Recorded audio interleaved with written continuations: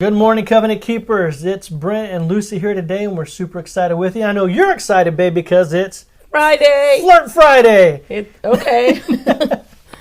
Well, you don't like Flirt Friday? Yes, it's awesome, Flirt Friday. You can flirt with me anytime you want. I do.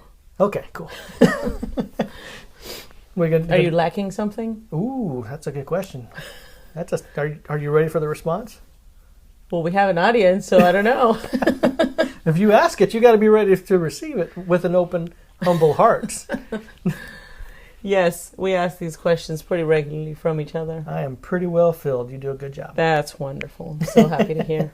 We're excited today, guys. Not just because it's Friday, because, the Bible says, this is the day the Lord has made. I will rejoice and be glad in it. So Amen. Every day has something to be joyful about. Mm-hmm. And speaking of joyful, last night at our Bible study, we actually we started a new Bible study with the home group. It's a marriage group. It's a marriage group, but it's a home group at our friend's house. Yes. And they are super awesome to welcome couples into their house to go through a study. And we're studying James right now.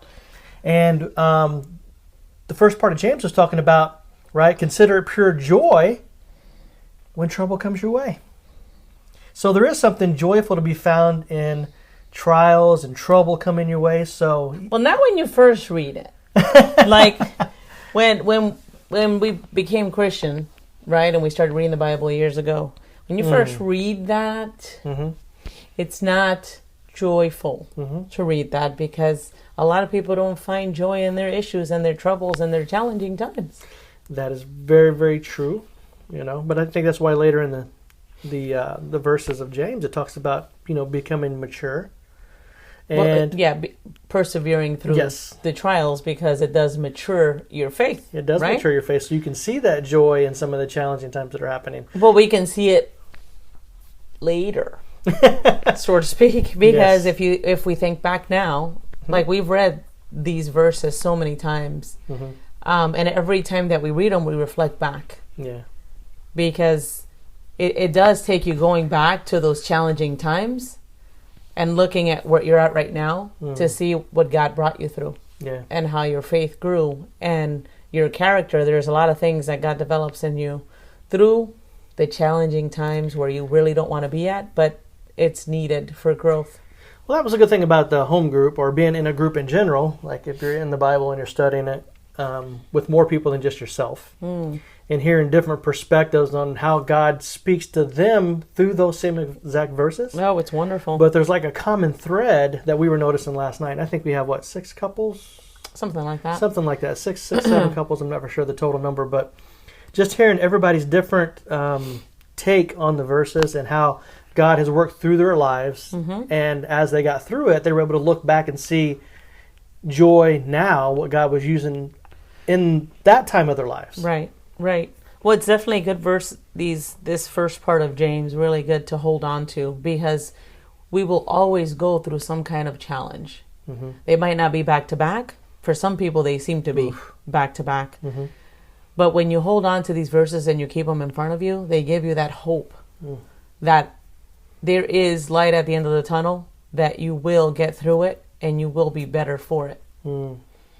So it was wonderful to be surrounded with these couples last night. It is truly the definition of iron sharpens iron, like the Bible. That's a verse in the Bible. But it's just refreshing to dive into a study with a group of people that, really have a heart after God, and to learn how to apply these things in life. And just, you're right, hearing the different perspectives it's just awesome. Well, it helps strengthen our faith. It helps strengthen our marriage. I mean, it helps strengthen our relationships just with people in community, too. Because you get to see, different people, different walks of life, different perspectives in yours, and realize we have a lot of similarities. Even though we look different on the outside, there's a lot of similarities on the inside. Yeah. I mean, we're all going to walk through stuff. Why not do it in community with other people that they can encourage you and kind of come alongside you? So that's like the beauty and the key of being a part of a group. Regardless of what study you're doing, like being in community with people definitely there's an encouraging element to it that you can't get like when you're by yourself. Doing life by yourself is just not right. Well, I like it. I mean, obviously being a Christian and having a kingdom mindset, Yep. and kind of getting us all heading in the same direction, if you will. Like we're all heading, right, to Jesus. We're all heading to heaven. And having people, like you said, encouraging, walking with you, because trials come. Well, just to back up, because you said we're all heading. Well, what I mean... Well, those of us who believe in Jesus, yes. Believe in Jesus, yes. And ask Him to be our Lord and Savior. Yes, that's who I'm talking to. I'm sorry. Okay. We want everyone to go to heaven, right? Oh, just 100%. as God wants. That's God's heart intent, that no one should perish. So, yeah, we all should be heading that way. Mm-hmm. But what I was getting, I'm sorry, I didn't mean to throw it off there. Guys, this is real. So this is like the conversation we're having, because if I get off course, my wife is going to try to come be my suitable helper and guide me back on the truth. Because I need that help. I'm not perfect. I know I make mistakes. But the trials is what I was getting at. It's like the trials come throughout life that kind of blindside you sometimes, that knock you off a little bit, get you misstep. I guess you might not misstep. It's not the right question. Get you just discombobulated at times, right? Like tragedies. Now, this past week, we've seen the tragedy in the news. And, I mean... it would be very hard not to know about it, the tragedy that happened with Kobe Bryant and his daughter. Kobe Bryant, his daughter, and those other people that, were involved in a helicopter crash. Yeah. And, again, like in December, in the Christian community, you probably know Dr. Tony Evans, his wife passed. So we've had a lot of tragedies that we've seen in the media here lately that were happening, and that's one of those things I'm talking about that can kind of knock you for a second. Like, okay, what's happening? What's going on? Yeah, it basically shakes you up a little bit. Like, a lot of people in the moment is like, God, why did this just happen? Right? Yes. And it does take faith to walk through that. It takes God to be able to walk through some of these really traumatic, losing a loved one situation, to be able to come out stronger on the other side. Well, we say tragic because losing a life, right? Because a lot of us, we feel like that's the ultimate, like it's death. Well, it's a deep loss that people it is go through. But there could be some other tragedies. What about losing a job? A prodigal child? Well, losing a job I don't see as tragic or traumatic. Well, for some people that are truly like that's their life, I can see them grieving through something like that. It can happen though. But losing somebody will really make you self-reflect. For some people, they're immediately hit with like guilt and remorse and regret. Like, we should have done this or we could have done that. I can't believe, we kept saying we wanted to do this and we didn't do it. So it's one of those points in your life where you're like, oh my gosh, what are we doing with our time? So reflection. Yeah, it's self-reflection. Let's reflect on our marriage. Some people, and this is real life this week, we had a call from a couple that's like, been like the marriage is going through some devastation, ready for divorce, but, they saw the Kobe Bryant tragedy and decided, hey, you know what? Let's give it one more try. Let's try and get help. Let's seek help for our marriage to see if we can make it better. So we see tragedy, right, that happens, and how God will still use that to help others through their situations and their challenges. That's what the Bible says, and right? God will cause all things to work for good for those who love Him, called according to His purpose. Right? We hear these verses a lot of times. If you're in church, you hear these verses, and they sound great. But when you actually see them play out in lives, in your life, it can really impact you way more than it ever has before. And that's kind of what you're explaining there, what we saw. Like, wow, this is amazing. Because this is a tragedy that's happening, but then we see God's hand working within these tragedies. Well, because you got, of course, his family grieving like a great loss. And all these other families that lost, loved ones in this crash. Those families are really in grieving mode right now. And I want to talk about that more. So let's take a little break and we'll come back and dive deeper. Hey guys, it's Brent and Lucy from Covenant Keepers. And if you haven't heard about Anchor, it's the easiest way to make a podcast. Let me explain. First of all, it's free. It will cost you no money out of pocket. There's creation tools that allow you to record and edit your podcast right from your phone or your computer. The cool thing about it is that Anchor will distribute your podcast for you, so it can be heard from Spotify, Apple Podcast, and so many more. It's so easy, and everything you need to make a podcast you can find in one place. Download the free Anchor app or go to anchor.fm, that's ANCHOR.FM, to get started today. So guys, we're back, and thank you so much for staying with us. Now, before the break, we were talking about the tragedies and the grieving and how it's affecting people throughout the world, because this is really something that really put a tragedy that's hitting everyone. And even if you're a fan of basketball, you're a fan of Kobe Bryant, you're a fan of Dr. Tony Evans, whoever it is, like, you've been impacted by tragedies on a worldwide scale. Everybody's watching. Yes. I think that's the beauty of, one of the good things of social media. Or media, yeah. That you get news like right there. It's media now, real quick. So you get to kind of be in that moment with these individuals. So just to bring it back home on a more practical level, it makes us think about what we're doing with our right now. Mm-hmm. What are we doing with our right now? Well, yeah, because nobody thinks, hey, I'm going to die later today. Right. Nobody thinks this is going to be the last moment that I get in my car and drive down the road, or the last moment I get on a helicopter. Or the last moment that I get to spend with my wife, my husband, my kids. Like when people are walking out the door in the morning. My parents. Yeah, that's not, people don't usually think this is going to be the last moment. Right. But you know what? As you see traumatic situations like the Kobe Bryant and these other families and Tony Evans, like Tony Evans and his family, they had an opportunity to prepare. That's a good point. So there were two different types of losses. Yes. I mean, they're both losses that they're both families are grieving the loss. Absolutely. But there's one family that lost loved ones. Well, not one family, many families that lost loved ones, and they didn't expect to.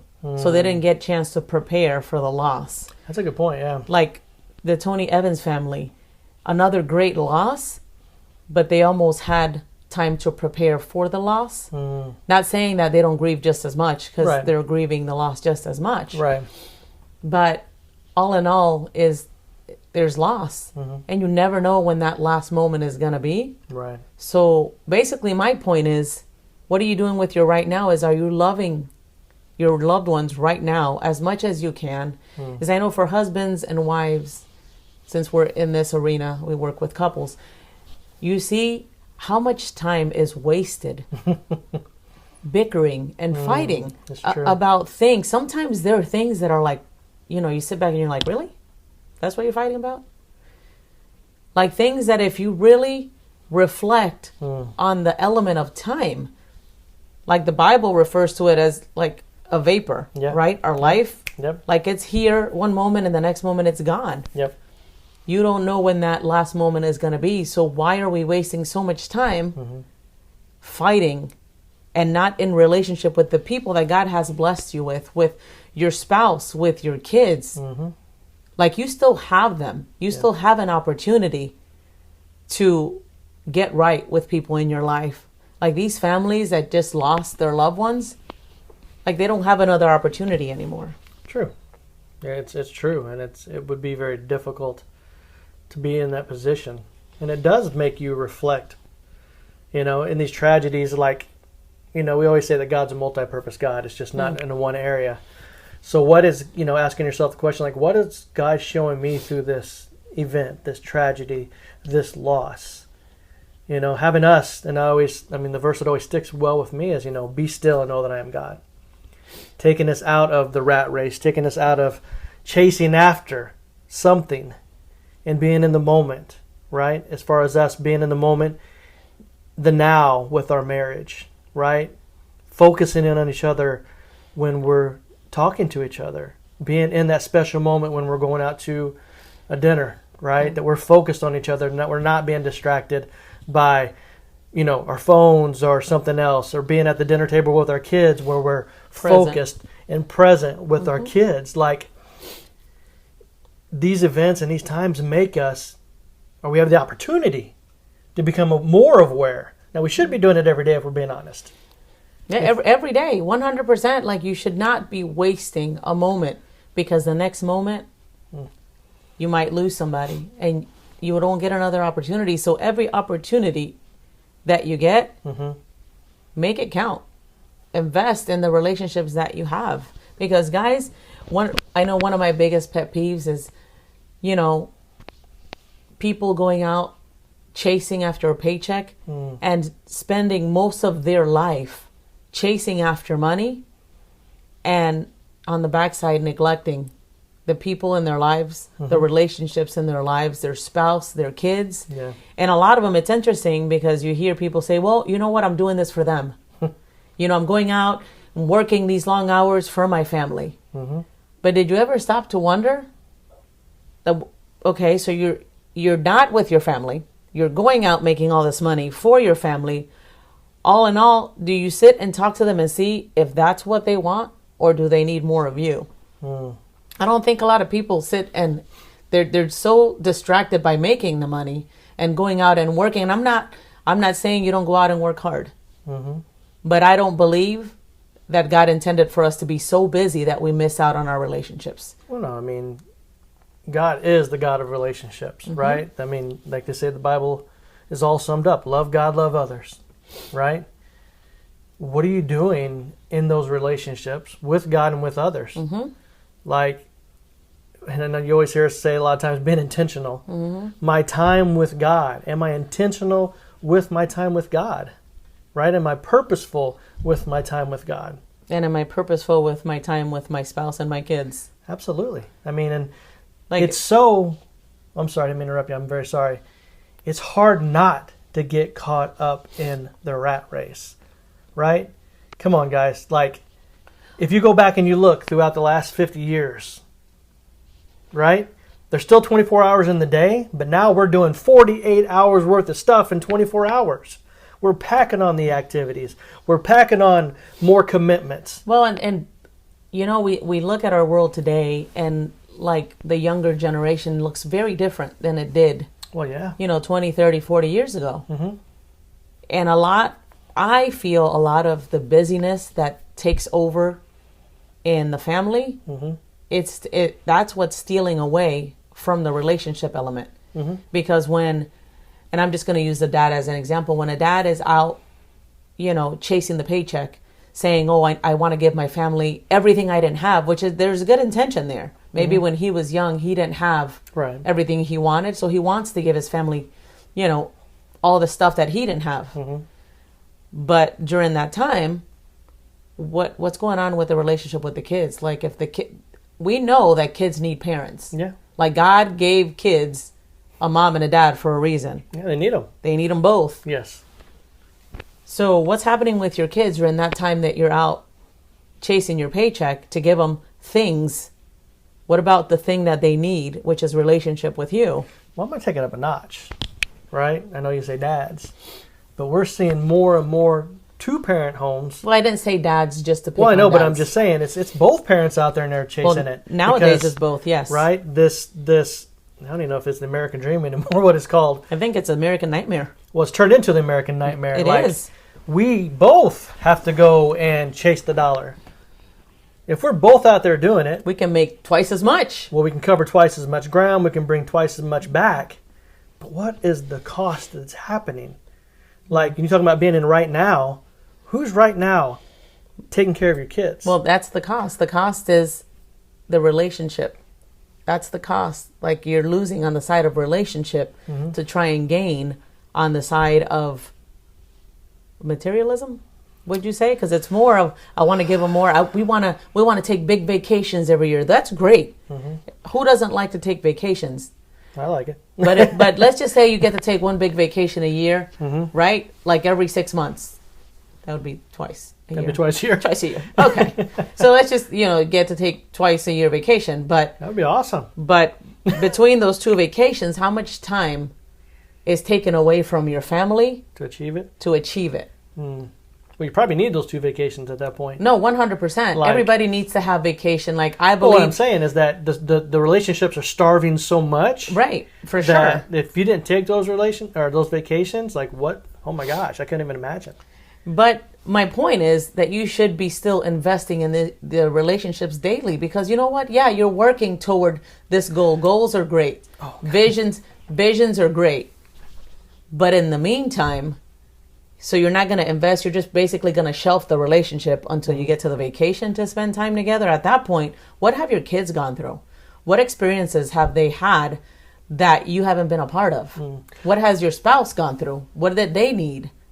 Have they been trying to get your attention, to connect with them, to communicate with them? But you're like, okay, just hold on. And sometimes you wake up and it's too late. Well, that reminds me again of the Dr. Tony Evans and the story that he shared that him and his wife always wanted to go on this trip, right? Maybe I don't want to say it wrong because I'm not 100% sure on the details. But they had a plan to go on a trip together, like their dream trip. Several trips. He talked about different trips. Right, but they never were able to achieve it because they kept kind of, we're going to get there, but it didn't come. It didn't come. It didn't have the opportunity to take hold of that. Yeah, I don't know all the details about it. We just kind of heard his the sermon on it, but like the point is, what are you doing with your right now? With your family, with your marriage? How much time are you wasting getting at each other over, little things? Well, it's going to steal precious time. Well, we can always make money. If we can be completely honest and real, you can always make money, but you can't always make memories. Like, you can make the memory today by deciding to do something about your relationships today. That's what counts. That's what you take with you at the end of your life when you get an opportunity. If you get the opportunity to say goodbye to your loved ones, will you have loved ones by the side of your bed? Or will your room be empty? And at that point, you'll be reflecting back on your life like, I made all of this money, and I don't get to take any of it with me. Somebody else will get to spend it. You won't get to spend it. But your life is spent, and you have nobody around. That's a sad day when I think about that for some people. Some people, it would be anyone, I think. I mean, the last person, I think it's the last call you're going to make is to your bank to say how much money's in your account. Nope. You're going to be reaching out for your husband, your wife, your son, your daughter, Well, how many loved stories ones. haven't you heard of somebody on their deathbed, right? That because of their life, the way they live their life, on high speed and making money, and they got all this stuff that they wanted, but they lost their spouse on the road there. They lost their kids, and when they're in that bed and his family is not around them, he's calling out, and I say he or she, they're calling out for that ex-spouse, and a lot of times it's with, hey, you know what? I'm sorry. I'm sorry that this is the way our life went. I have all these regrets. And to their kids, I mean, that's a sad day. But when we bring this up, because everybody needs to have this moment. Today is a good day to have this moment of reflection. What are you doing with your right now? Like, there's a good friend of ours, and I know I spent a lot more time with him, friend Bill Morris. And I remember he shared with me one of God's names is I am. And it's I am with good reason. It doesn't say in the Bible that his name is I was or I will be, even though he was with you there yesterday and he will be with you tomorrow. But it's I am because he's meant to be experienced right now in the present with you. You're meant to experience him moment by moment. Like, we don't know where we're going to be at tomorrow. Right. We don't know where our spouse will be, where our kids are going to be. Like, are you making that last moment in the morning with your spouse memorable? What about with your kids? Like, are you telling them you love them? Are you giving them a good embrace? You don't know if you get to see them again. You should treat every moment like it's your last with every person in your life, because you just never know. You never know. So it's been heavy on our hearts this week, just thinking about all these families. But it's also been, we've seen the other side of people reaching out because of some of these tragedies, saying, hey, you know what? We were going to give up on our marriage, but this tragic event that just happened this week made us reconsider and say, hey, maybe we can make it better. Maybe we can get help and we can make it better. Well, no, it's true. And everything that you're sharing there, it makes me come back to thinking, you say, what are we doing with the right now? Right? And it does come down with a choice in this moment, in this time. Because to be perfectly honest, that's the only thing you can control. The choice that I'm going to make in this moment right now. Right. Am I choosing my spouse? Am I choosing my kids? Am I choosing my relationship with God? Am I making that choice right now? Well, and I know a couple years back we watched a movie called The Sea of Trees. Yes. So it was a great movie. Never had heard of it. Somebody mentioned it to us. We're like, oh, let's watch this movie. It's a great movie. And very practical application when it comes to the field that we do in helping couples through their challenges. But this movie, not to spoil it for everybody, has to do with a couple, married couple, that is just at a horrible place in their marriage. Fighting, like hurting each other with their words. It's just terrible where they're at. Very unhealthy. And then life takes a turn. Yes. Something tragic happens that forces them to put the fighting on pause and focus on each other again. And all of a sudden they're remembering the happy times. Not to spoil it for everybody. It's a good movie. Not a Christian movie. Right. But the underlying message is a good movie. Yeah. But yeah, it makes you think about, what are you doing with your right now? You know, is this fight that we're having really worth it? Right. Like, what's the point of it? Are we loving God and loving others as you consider whatever you're fighting through? So you have a choice. You have a choice every moment. There's a choice that you have to make. And that's a great point, and I think that's a place to wrap up for today's episode. But before we go, we encourage you guys to ask yourself the question, what are you doing with right now when it comes to your relationship with your spouse, relationship with your children, and your relationship with God? So guys, we hope you enjoyed the podcast today. We hope it's been helpful. If you did like it, please go check us out at covenantkeeper4life.com. That's covenantkeeper, the number 4life.com. And get out there, guys. Stand for marriage. Stand for God. You're a covenant keeper.